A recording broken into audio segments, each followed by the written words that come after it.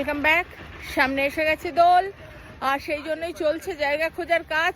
কোথায় যাবেন হোটেল আর রাস্তা এখন গুগল ম্যাপই যথেষ্ট, তার জন্য আমার ইউটিউব কেন দেখবেন, কিন্তু জায়গাটা কীরকম না দেখলে সেখানে যাবেন কি করে।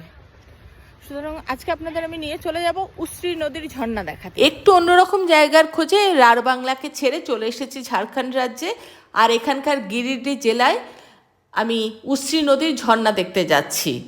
উশ্রী নদী আসলে বরাকর নদীর একটা উপনদী। এদিকার ভূপ্রকৃতি একদম অন্যরকম, পাথুরে রুক্ষ ওপেন খাদান, মাটি খুললেই কয়লা, আর তার মধ্যে দিয়েই বয়ে চলেছে উশ্রী নদী। পাথুরে দেয়ালে খাঁজ বেয়ে যখন জলের ধারা নিচে জাম্প দেয় সেটাকেই বলা হয় উশ্রী নদীর ঝর্ণা। এখানে পিকনিক স্পট তৈরি করা আছে, বাচ্চাদের খেলার জন্য জায়গা আছে। দেখুন কাণ্ড, বিয়ারের বোতল।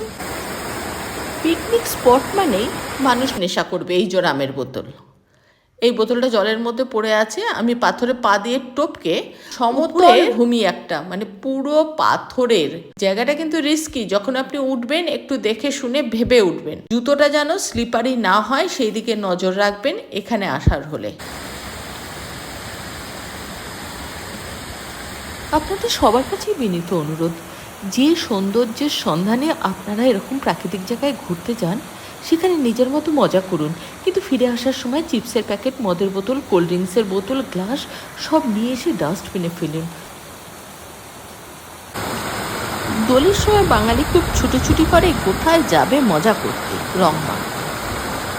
অ্যাকচুয়ালি 2-3 দিন ছুটি হাতে পায় তো। পুরী দীঘা তো অনেক হলো, একটু চলে আসুন না বাংলা থেকে। রাঢ় বাংলা পেরিয়ে ঝাড়খণ্ডে অনেক সুন্দর সুন্দর এরকম ছোট ছোট জায়গা আছে যেগুলো আপনার সত্যি খুব ভালো লাগবে। তাহলে এবার বসন্তের রং মাখতে আপনি বেছে নিতে পারেন তোপচাঁচি অথবা উশ্রী নদীর ঝর্ণাকে। সন্ধে নামার আগেই আমি যে পথে গেছিলাম উশ্রী নদীর ঝর্ণা দেখতে, সেই একই পথ ধরে ফিরে আসছি ধানবাদে। এর আগের ভিডিওতে আমি দেখিয়েছি ধানবাদের লিলোরি মাতার স্থান, তার আগে দেখিয়েছি তোপচাঁচি। আপনি চাইলে একই দিনে সবকটা জায়গায় কভার করে ফেলতে পারেন। আর শেষ করার আগে ভিডিওটাও অবশ্যই আপনাদের সবাইকে বসন্তের শুভেচ্ছা জানাবো, এবং তার সাথে আমার চ্যানেলটা যদি সাবস্ক্রাইব করে না থাকেন সাবস্ক্রাইব করে দেবেন প্লিজ।